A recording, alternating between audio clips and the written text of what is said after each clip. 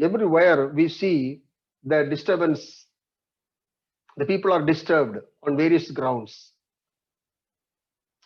Even in the Old Testament context, several wars had been carried out by several chosen people,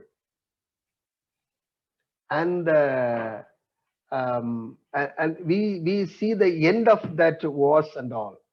Now I have seen the book of Jonah, and I went through the first chapter and the whole chapters, whole book, and I found a title over there.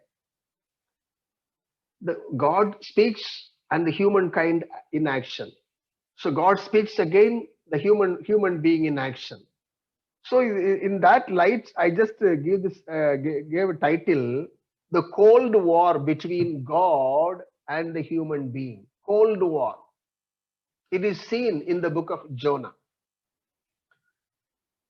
The war between God and Jonah, God and the human being.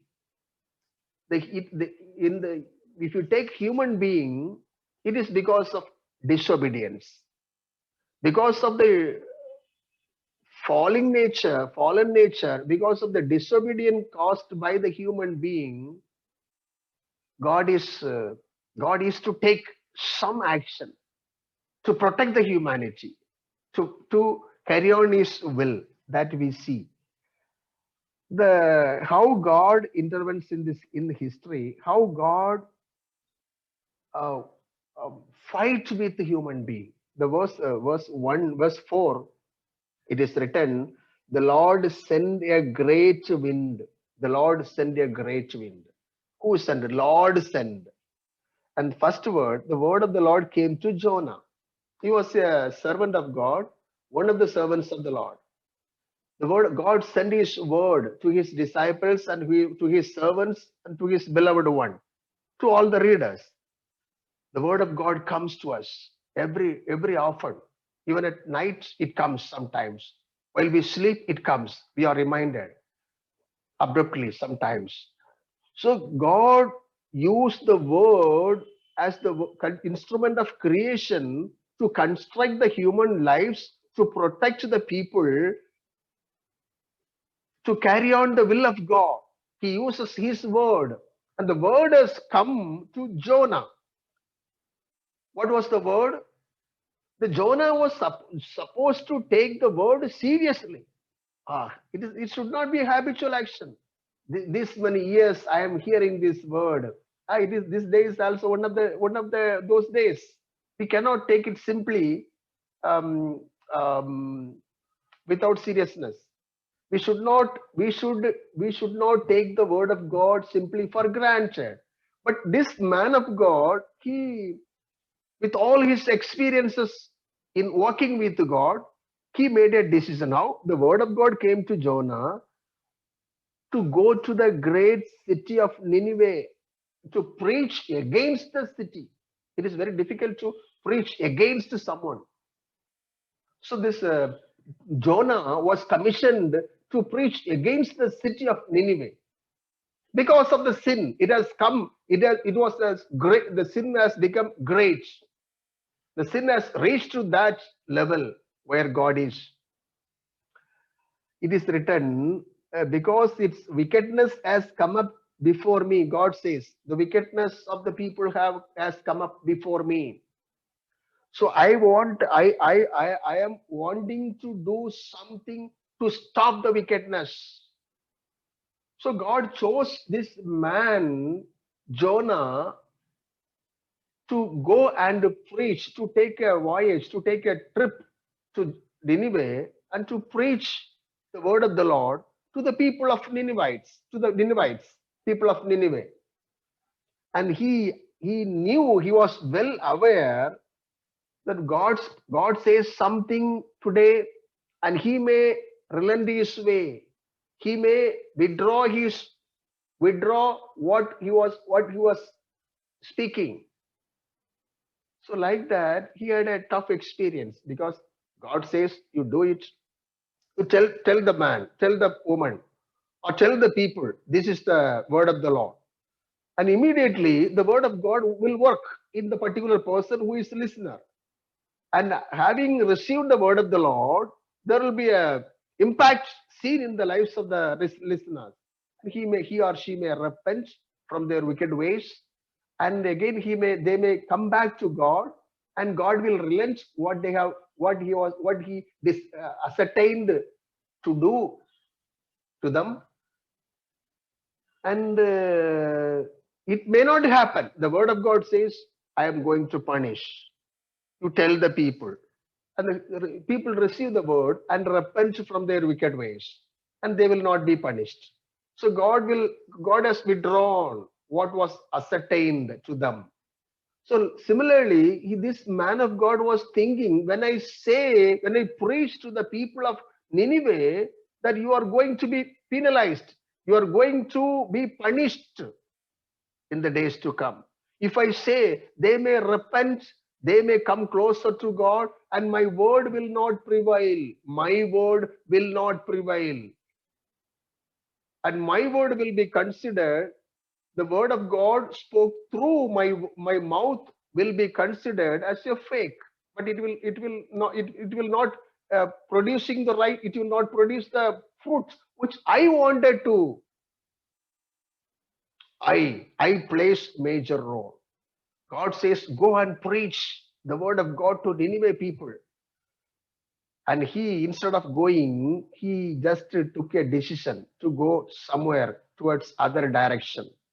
God says, go and go to the great city. Verse 3, but Jonah ran away from the Lord. Running away from the Lord, it causes a lot of damages in the lives of a person, the lives of the house, in the lives of the whole area, the city. We see the impact of the disobedience of Jonah. God says, go to Nineveh, and he did not go to Nineveh. He took a redirection, he took another direction. He ran away from the Lord. Now, sometimes we also run away. We are not able to resist. We are not able to answer. Now, everything is, I know, this much I know, I have this much experience, and I can handle. Everything is failed now. So this, in the light of that, this Jonah, he took a different direction, and he ran away from the presence of the Lord, and he headed for Tarshish. He went to Joppa. See, our ways are naked before God. Nothing is hidden before. Everything is naked. Nothing is hidden before the Lord. We have the freedom of choice. Jonah had the freedom of choice whether to take the route, whether to take Nineveh or what was that? Tarshish.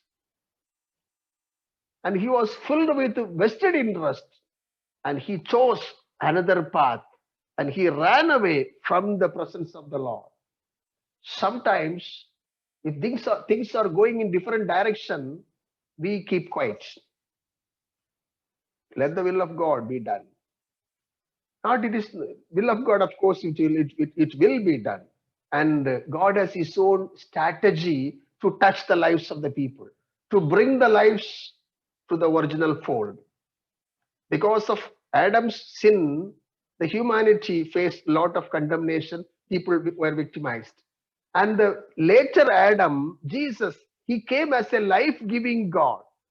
And through him, the restoration took place. Now, this man went to Tarshish. He ran away from the presence of the Lord. That's why God wanted to fight with the human being. There was a cold war going between Jonah and between human being and God. Not only Jonah, through Jonah, the whole city of Nineveh gets affected. Through Jonah, the whole system gets affected. Through Jonah, there are many things has gone. So that's how the Cold War started. The verse 4 says, the Lord sent a great wind to teach a lesson to Jonah. Now, sometimes we may say, I will teach, if you report something to anyone, they may say that I have medicine for that. What medicine you can give? Unless God gives medicine to the people. So now here God takes upper hand. He did not play with other sources. He directly appeared. God appears now. He sent a great wind. Who sent a great wind? God sent. God sent a great wind to bring Jonah back, to keep Jonah conscious, to do his assigned will, to do the will of God, which is assigned to Jonah. So God has his own way. Similarly, we are not strangers. God is applying the same strategy to us. If you don't listen to what God says, he will come to other way around. The people, they had to reach Canaan. Quite, it is not quite far. It is so near. And God wanted them to go along, go away, go in a round way. So now this God sent great wind on the sea. Second thing, what God said, we all are well aware of this. Second thing, verse 17, Lord provided a huge fish. See this man is going, his man is man Job, Jonah is going astray. He is leaving God and going to another direction. And there, God has to do, or God had to do much more arrangements to bring Jonah back to his kingdom. So now that's exactly happened. Jonah now what is doing? He headed to Tarshish and he found a ship and the voyage started. There he went into the below deck and he fell into a deep sleep. Deep sleep. How can you sleep? The captain, see this, the wind and waves disturbed the ship, and then there was a great confusion and a great um, situation occurred. Tough situation occurred. The ship is going to be wrecked. The shipwreck is going to happen. And the captain of the ship, he was a godly man, pious man. He was thinking what to do. Like that later on, he came to know that person is a godly man, is laying down, he's sleeping. And he came to Jonah. How can you sleep? People are struggling, people are praying, people are crying out to God. How can you sleep, man? How can you hide your face? How can you find a refuge with your vested interests? At least you need to be accountable to your own family. This captain says, how can you sleep, man? Get up! Call on your God's name. Call on the name of the Lord. Call on your God. We are perishing. We don't know what time the ship is going to immerse into the sea. And we are sailing and we have our own co-passengers. And you are sleeping. Who are you, man? The best part of Jonah is found in verse 12. It is my fault. He confessed, he admitted his guilt. Many people, they don't have admit, it is my fault. Because so and so did, because the previous government did, I am carrying on, I am following. What for you are following? See, this is there are some people, they are day and night, they are crying and seeking God. How are we? How is our lifestyle? How do we spend the 24 hours a day? Eating, sleeping, eating, sleeping, eating, sleeping. Nowadays, we are not permitted to go out. We are house arrest. How do we manage the time?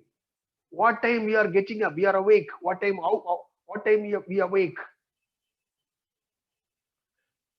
See, this all accountable. We are given a status in the society to protect the lives of the people, to be helpful for the people. At least people who are associated with us, they find difficulty.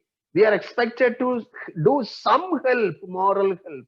If you are not able to do and wanting to take upper hand in the society, we will be miserably failed and it will be reflected in our lives.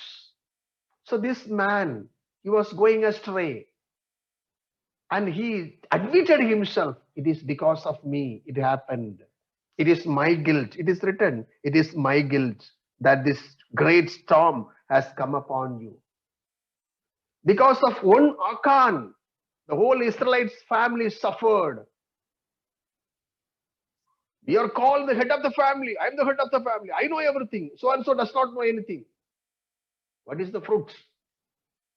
What is the outcome? If there is no result, you mend your ways. Mend your ways. So God is near now. These days, God is becoming. The technology is coming up. God is becoming. God is not somewhere as a transcendence God and sitting and keeping quiet. This is the time for God to act. And he says, it is my fault. First, God stood against human being. God sent a great wind. The great wind was sent by God. Second thing, he said, this is my guilt. I have done wrong. I have committed a mistake. I am the person who runs away from the presence of the Lord. And um, made known, he made aware of his identity, and he expressed his identity. I am the man of God. So they have made a decision. They have asked him what to do to stop the storm. He said, "You just drop me there into the sea. Then everything will be calm and quiet." Because he is a man of God. The Spirit of God is in him. That's how God is after him. God is fighting. The Spirit, we should not lose the Spirit of God. We should not quench the Spirit of God. And we should not go astray. Well, it is a human tendency. But the conviction is there. And he admitted his guilt. It is because of me. And you just put me into the water. Everything will be resolved. And now, okay, this man only caused all the problem. He is the root cause of all the problem. I am okay. I am okay. So and so. I am okay. I am right. I am sinless. But my daddy committed mistake. But my grandfather committed mistake. I am okay. I did not make any sin. He did not say like that. It is my guilt. My guilt. We should not point out on any others. And here, second thing, he was put into the sea. And see how God fought. Lord provided huge fish. Verse 17, chapter 1, verse 17. God sent a great wind, number one. Second, now here he says, God provided a huge fish to swallow Jonah. Not to help Jonah, to swallow Jonah.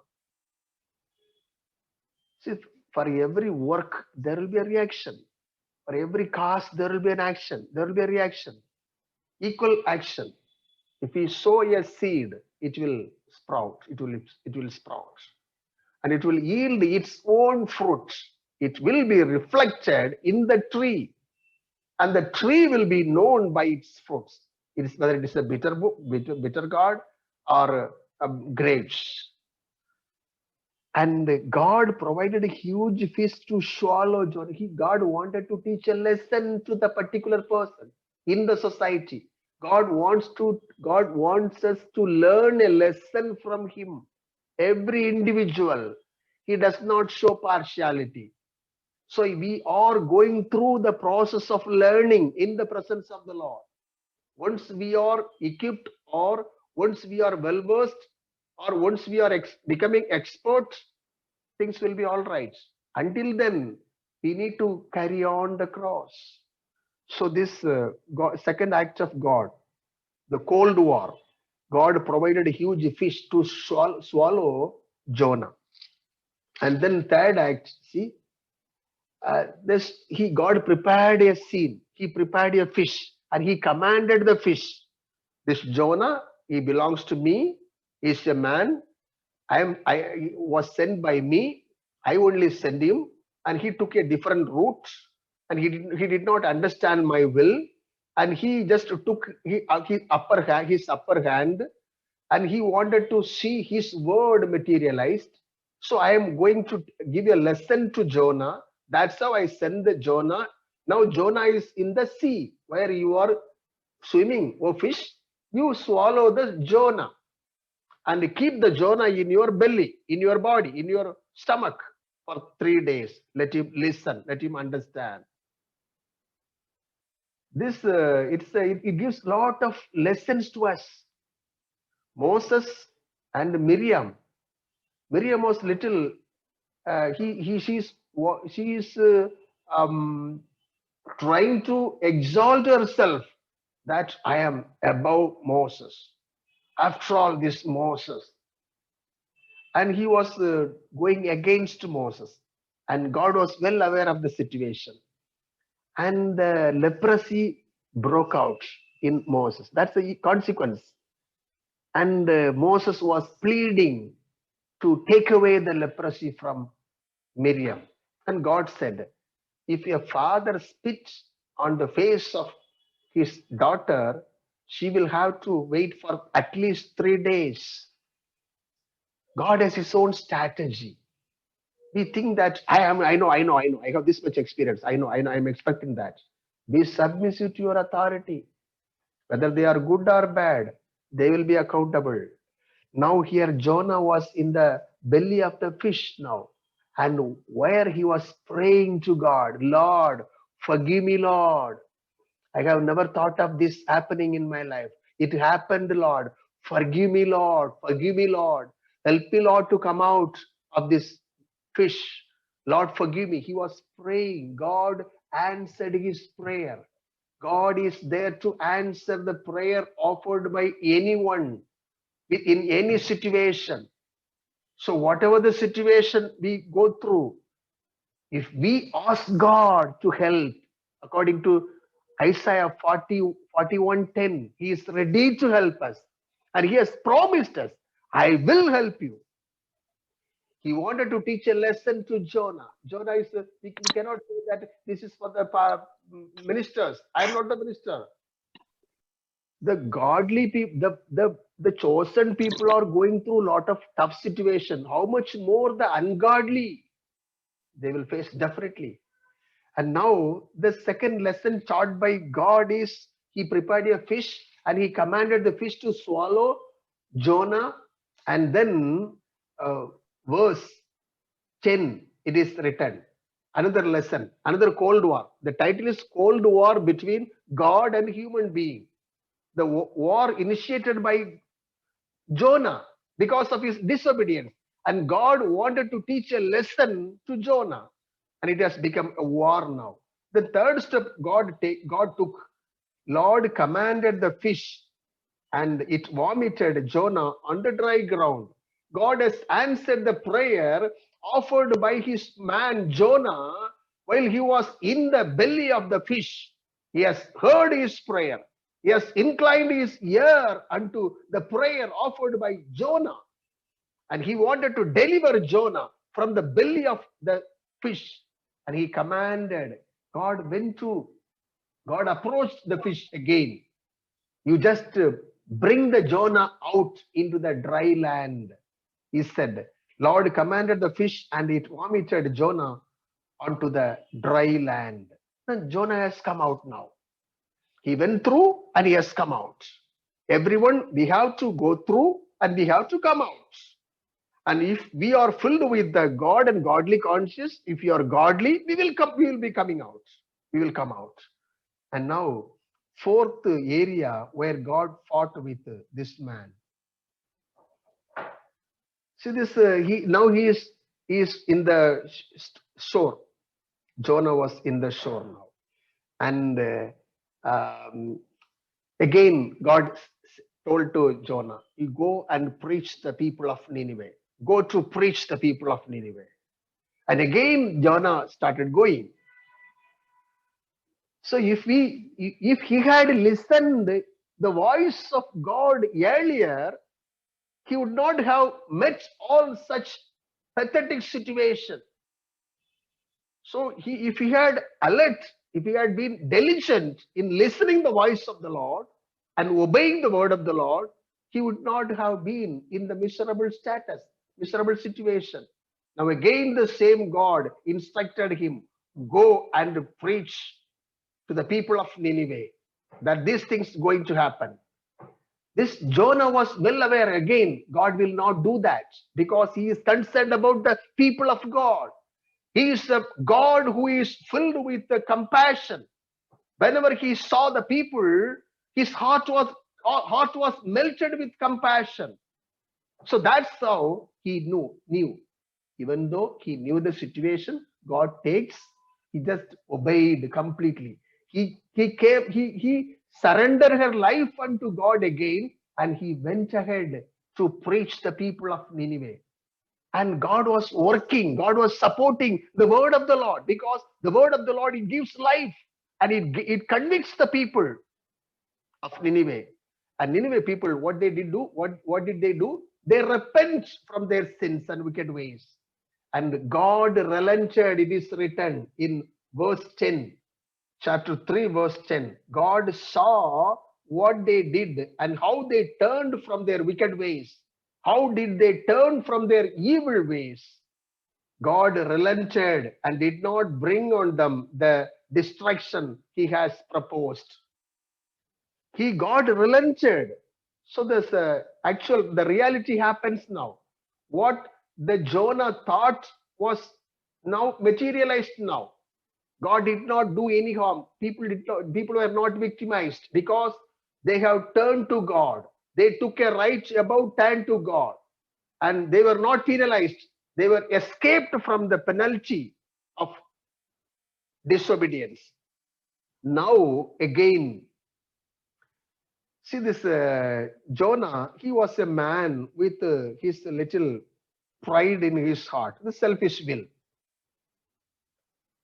Verse 4, chapter 4, verse 1. But Jonah, for Jonah, this seemed very wrong and became angry. People are repenting, people are leaving their sin and coming back to God, but Jonah was not happy. He says it seemed very wrong and he became angry. Jonah became angry now.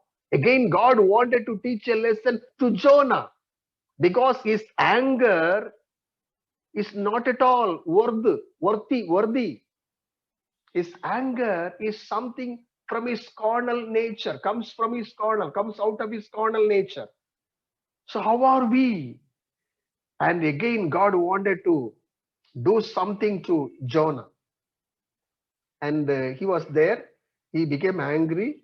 And he said, verse 2, I knew that you are gracious and compassionate God, slow to anger and abounding in love, a God who relents from sending calamity. He said further, he angered and he further said, Lord, take away my life, because what I have spoken did not produce the results I have expected. The spoken word belongs to God. God used Jonah to touch the lives of the people, and people repented now. People have come back to God. Now this man, he was thinking that my word should prevail, and he was angry. And God said, why you are angry? And he said again in turn, Lord, take away my life. It is better for me to die than to live. To that extent, he went ahead. Take away my life. Lord, I'm not happy because you did not punish the people of Nineveh. And you have told me to preach the good news to the people of Nineveh that you are going to punish them, and you did not punish them. See, being the people of God, we need to understand the Christian maturity, how God works. Once upon a time it was there. Once upon a time people used the stone as knife. It is not work out nowadays. We have technology. We are in new skill. So we need to change our strategy now. We were there like that this many years. We will be same like this. We will be same like forever. We cannot do that. And again, God fought with this man. He says again, verse 4, chapter 4, verse 4, is it right for you to be angry? Jonah, you don't have any justice. The stand you took is not at all justifiable. Is it right for you to be angry? And Jonah, again, he says, Jonah gone out and sat down in a palace, in a place east of the city. So this happened again. He wanted to see the destruction of the people of Nineveh. He sat in a place under a tree with the shadow, and the shadow provided by a leafy plant, and it grew. The plant was grown, and Jonah found a refuge under the plant. Now Jonah was very happy about the plant. He was looking for the destruction of others. People, some of the category people always wanting to see the destruction of others. But God wants to see the salvation seen in the lives of the people. Now, the next day, but there's a verse 7, it is written, now the Jonah is in a comfortable zone. He does not have the concern on the troubled people, and he wants to see something different from God. But at the dawn, the work of the Lord is was first one, how God works. The Lord sent a great wind. Okay. Second thing, the Lord provided a great huge fish to swallow Jonah. Third thing, the word of Lord. The Lord commanded the fish to vomit Jonah into the dry land. And fourth one, the Lord provided a leafy plant. Lord provided a leafy plant again to instruct Jonah to come back. And fourth, fifth one, God provided a worm, insect. God commanded the insect to spoil the root of the leafy plant, and it is done. And in the morning, during the dawn, sunlight, it is withered, and the light directly attacks, the hot sun attacks his head, and again he got angry. God provided a worm. Again, the worm was provided by God to destroy the leafy plant, and the worm chewed the plant so that it withered, finished, and the God provided scorching east wind again. Verse 8, 4:8. God provided a east wind again, and the man became faint. The sun blazed on Jonah's head, and he was completely restless. So again, another lesson God taught to Jonah, and he said he grew faint, and he said he wanted to die.